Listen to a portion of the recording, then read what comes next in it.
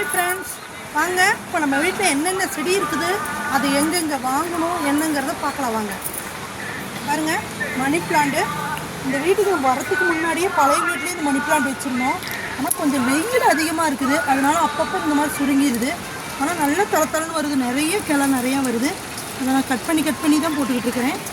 ஏன்னா நம்ம கசகசன்னு வர்றதுனால பாருங்க, இது பாருங்கள் அவ்வளோ அழகாக இருக்குது.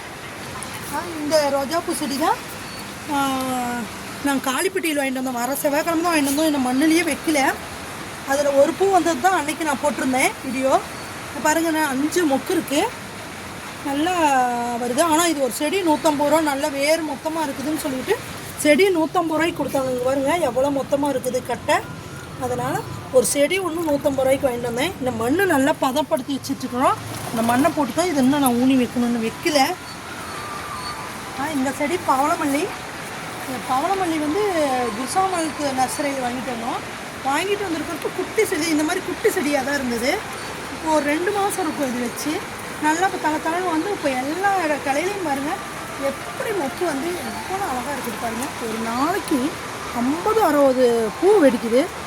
ஆனால் வந்து சூரிய ஒளி இருக்கிறப்ப தான் சாயங்கால நேரத்தில் வெடிக்குது. சூரிய ஒளி இருக்கிற வரைக்கும் இந்த செடியில் இருக்கிறதுல எல்லா பூவும் கீழே கொட்டிடுது. எடுத்து சாமிக்கு வச்சா அவ்வளோ மனமாக இருக்குது. செடியிலே எனக்கு ரொம்ப பிடிச்சிருக்குது. 2 செடி வாங்கணும், ஒரே நாள் வாங்கணும். வாஸ்து பிரகாரம் இன்றைக்கி வாங்கணும்னு நல்லதுன்னு சொன்னாங்க. அதனால் அக்கௌண்ட்டில் இளம்பலையில் ஒன்று வாங்கிட்டு வாங்கன்னு சொல்லிட்டேன். பாப்பா குற்றாமலையும் போச்சு ஒன்று வாங்கிட்டு வாங்கன்னு சொல்லிட்டேன். 2 செடியும் ஒட்டுக்கு எனக்கு கிடச்சிது.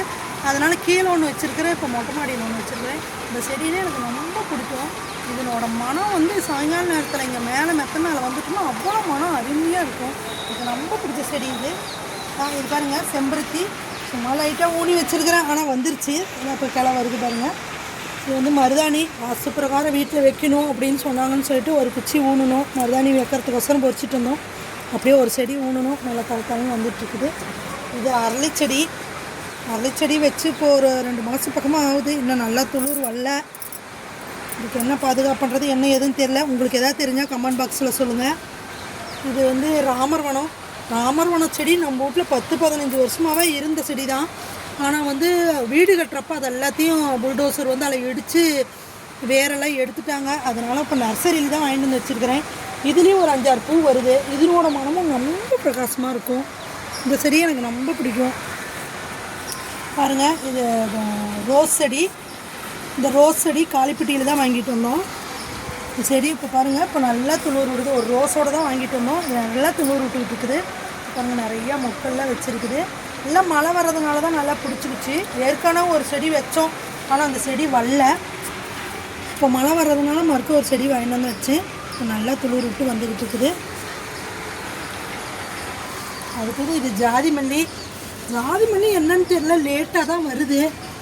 ஆனால் வந்து இந்த பவளமல்லி, இந்த ராமர்வன பூச்செடி மாதிரி இது வரல, என்னன்னே தெரியல. இதுக்கு எல்லா பாதுகாப்பும் பண்ணிட்டு தான் இருக்கிறேன், உரமும் கொடுத்துக்கிட்டு தான் இருக்கிறேன். இதனால வரல என்ன எதுவும் தெரியல. இது வந்து செம்பருத்தி செடி. இது வந்து எனக்கு வல்லாரை. இது வந்து வல்லாரைக்கீரை. சும்மா ஒன்று ஊனி வச்சாவே டப்புன்னு வந்துடும். இதெல்லாம் வந்து பூவு, இதெல்லாம் தேவையில்லை. இதை அப்பப்போ க்ளீன் பண்ணி விட்டுக்கிட்டே இருப்பேன். நல்லா சிலுன்னு வந்துடும். வாரத்தில் ஒரு நாள் இந்த கீரையை பொரித்து சட்னி ஆக்கலாம், பருப்பில் போடலாம். அந்த மாதிரி இந்த துளசி நல்லா தான் வந்துட்டு இருந்தது. நிறைய காலத்தில் இந்த தலையெல்லாம் இப்போ உளுந்துக்கிட்டு இருக்குது. உளுந்துட்டு புது தலை வந்துட்டு இருக்குது பாருங்கள். கற்பூரவள்ளி. கற்பூரவள்ளி 2 செடி இருக்குது. இது வந்து பதியம் போட்டது. நம்ம வந்து முளைப்பாரி போடுறதுக்கோசம் போட்டது.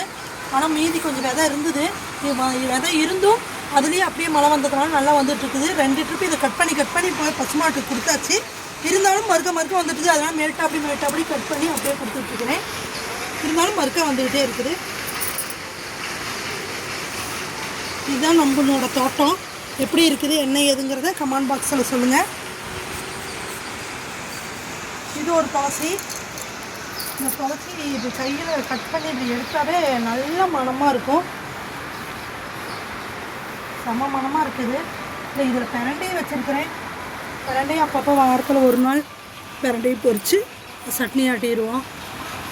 நம்ம மாடி தோட்டம் இவ்வளோதான். நிறைய செடி வைக்கணும். பூவெலாம் நிறையா பறிக்கணும்னு ஆசை இருக்குது. மறுக்கா பார்க்கலாம் அடுத்த வீடியோவில். Bye friends.